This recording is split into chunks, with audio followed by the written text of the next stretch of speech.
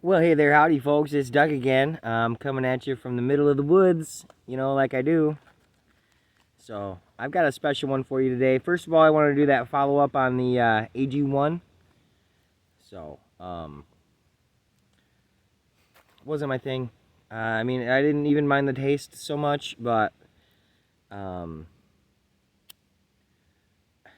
just not that guy. Like, I'm sitting there drinking a kale shake and just never felt right.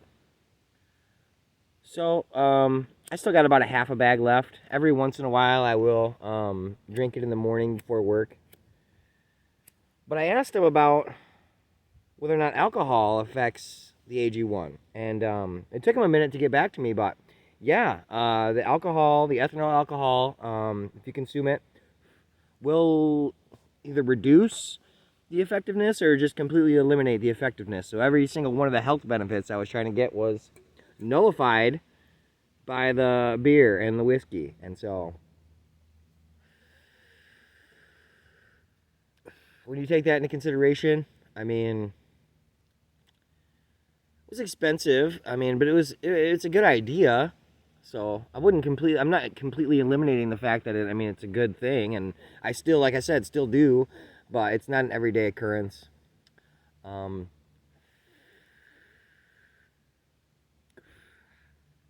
I was pouring concrete, and I drank a big bottle of that that morning, and then we poured some concrete, and sure, it was hot outside. Um, Real nice, hot, sunny day, and I ended up getting really lightheaded. I was unable to focus. I almost passed out into the fresh concrete, and so I had to actually leave the pour. And I'm not attributing this to AG1 at all, but it just so happened to be a day that I drank that, and then like all of a sudden, I don't know if it was my sugar levels or whatever, and so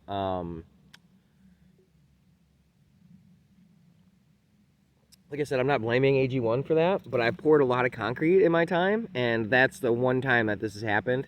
So, um, I got a big one for you here. The guy offered to buy my land, and so like at the end of the day, I'm gonna end up with like, if I do decide to sell it, um, I told him he has to buy the trailers and he's got to buy everything. I don't want to take any of this with me, and so he seemed like a really cool dude. Sent me a letter in the mail. He was born in Michigan and now lives in Austin, and I was born in Texas, north of Dallas, and now I live in Michigan. And so we both went to Full Sail, so we had that familiarity. And I really felt comfortable with the guy. I spoke with him for probably about 20 minutes today, and he didn't seem like a shyster. He didn't seem like a grifter or anything like that. All on the up and up, which I appreciate. Because I'm a straightforward guy. I don't want to haggle. If I have a price for a car, I'm trying to sell a car, I'm gonna give you the price that I think it's worth. I know what's wrong with this. I know over here, over this and that.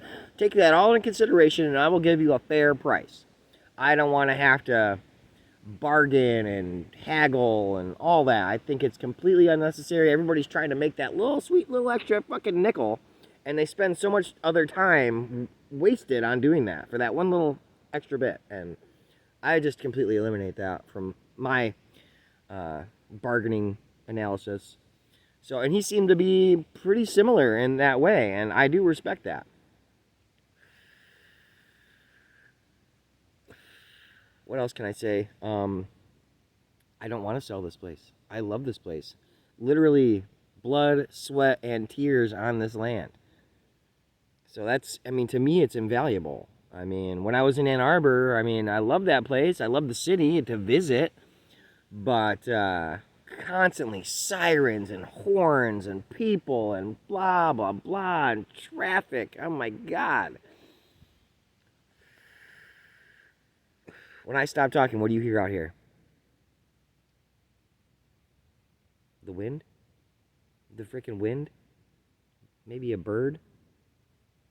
Um, Now, there is the constant threat of being, mauled by a giant bear, but I consider that pretty low on my risk analysis.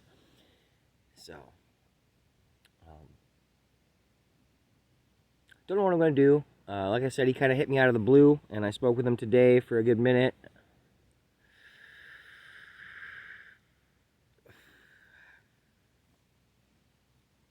But if I could run out of here with, a good chunk of change and kind of do the same thing, like take down all the trees, get all the roots out, make driveways, make it presentable, pick everything up, all the dead, everything is all cleaned. It looks really nice. I mean, it's not raked. I mean, I'm not going to rake 6 acres out here, but it looks like somebody has actually been here and worked on it. Like, didn't just, like, let it run.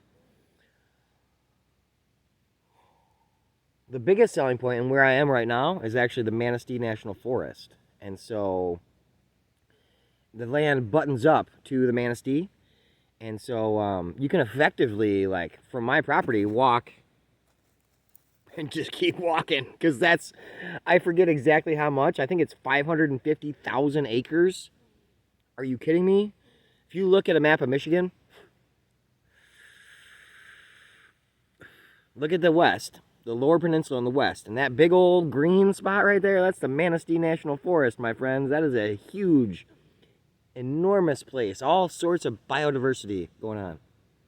And I'm privy to that. I get to be firsthand witness to it every day.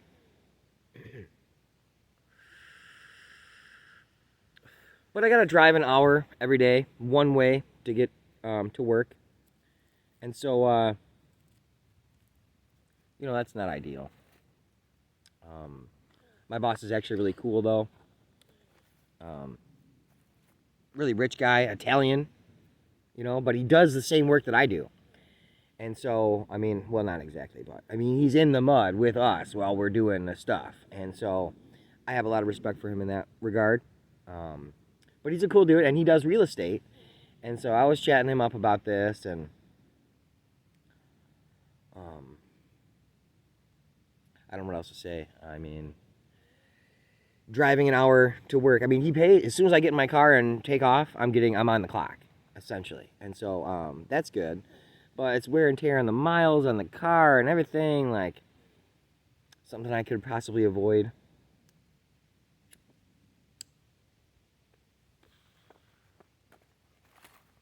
So let me know your thoughts, folks. Sitting out here in this beautiful, serene, peaceful, just it's my nirvana. It's literally, I mean, Shangri-La. Don't know what else to tell you. Learned a lot being out here. I mean, if you watch these videos, I have come a long way in my all sorts of skills.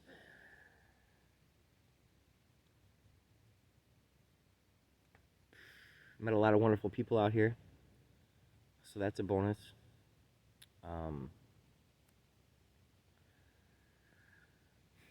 Okay, folks. Well, I'm just reflecting on all this. I would like to hear your thoughts. And yeah, I do appreciate your time. If you do watch this, you are the resistance, and I hope that makes you feel better. So until next time, folks, I do.